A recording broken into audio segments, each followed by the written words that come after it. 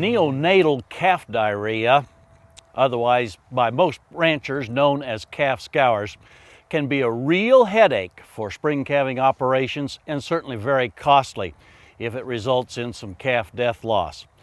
Avoiding getting neonatal calf diarrhea or calf scours into our herd is very, very important, and there's lots of management factors leading up to the calving season that can help reduce the risk.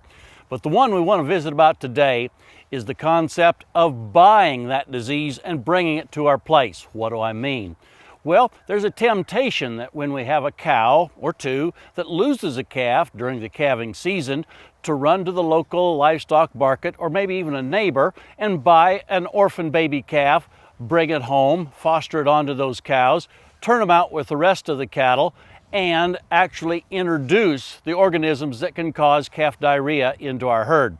There's a classic case that took place in South Dakota several years ago where this large ranch was getting along very well during the calving season through about the first 30 days. And someplace between day 31 and day 40, there was a tremendous outbreak of calf diarrhea in that herd. As they did their records and checked back, they found that one of the ranch managers had purchased 2 foster calves and brought them into the herd, fostered them onto mother cows, turned them out with the rest of the cows that were having baby calves, and generated this tremendous problem of an increased incidence of calf diarrhea. So, if we're tempted to buy a baby calf and bring it home during the calving season, first of all, I would say let's, after we get it fostered with the mother cow, isolate it for at least 1 month. By that time, it should be over whatever diseases it might have brought with it. And in that particular way, then we'll reduce the risk of bringing calf diarrhea into our herd.